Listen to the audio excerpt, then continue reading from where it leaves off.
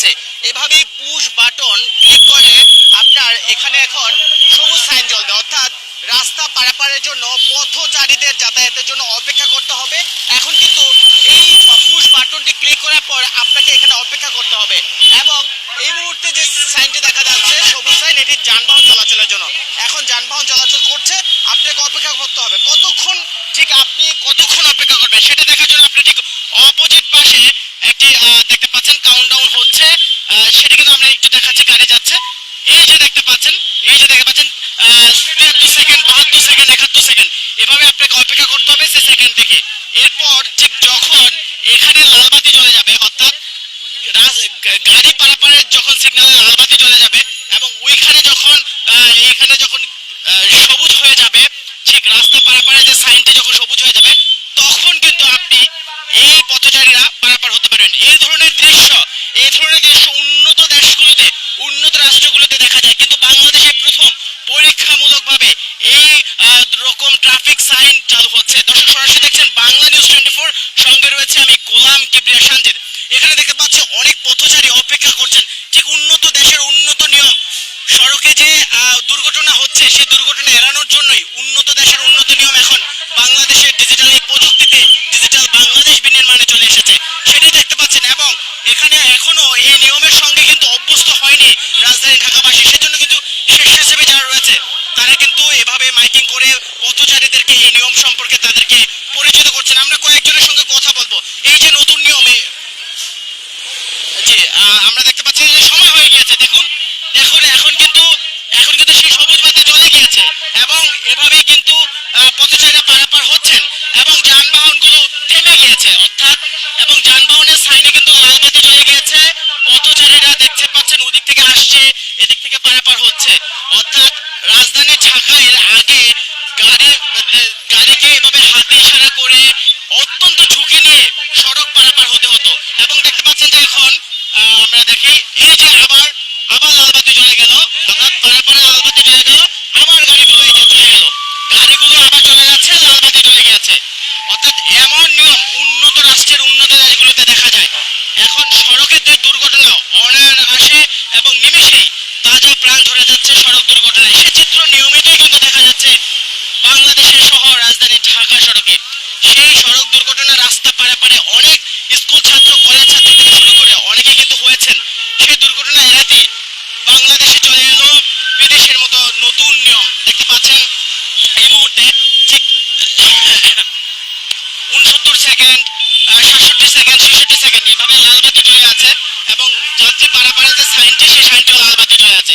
কিছুক্ষণ পর এই যে দেখতে পাচ্ছি 58 সেকেন্ড, এটি যখন সবুজ হয়ে যাবে তখন এই পাশ দিয়ে গাড়ি চলাচল বন্ধ হয়ে যাবে এবং মানুষজন পারাপার হবেন। আমরা দেখতে পাচ্ছি কয়েকজন এসে এখানে আটকে রয়েছেন, তারা পারাপার হতে পারেন, তাদের সঙ্গে কথা বলবো। এই যে নতুন নিয়ম চালু হয়েছে, এতে করে কি সড়কে দুর্ঘটনা রোধ হবে বলে মনে করছেন? ভাই আসলে সড়ক দুর্ঘটনা এটা হলো সবার সচেতন হইতে হবে, সচেতন ছাড়া কেউ দুর্ঘটনা রোধ করতে হবে না। এতে গাড়িওয়ালাদের সচেতন হতে হবে, আমরা পথচারী আমাদেরও সচেতন হতে হবে।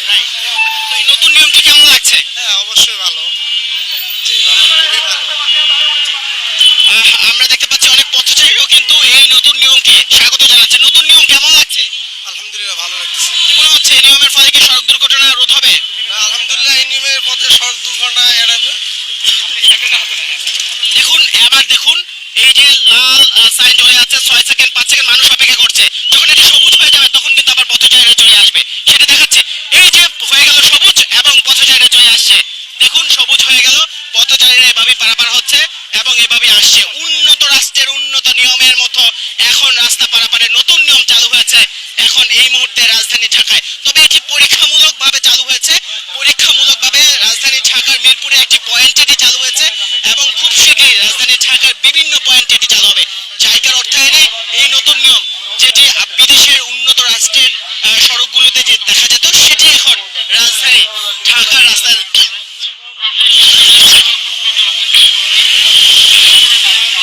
এবং আমরা দেখতে পাচ্ছি যেখানে কিছু স্বেচ্ছাসেবী রয়েছে, তারা কাজ করছেন। আমরা একটু তাদের কাছ থেকে জানতে পারি এটি যে নতুন ট্রাফিক সাইন।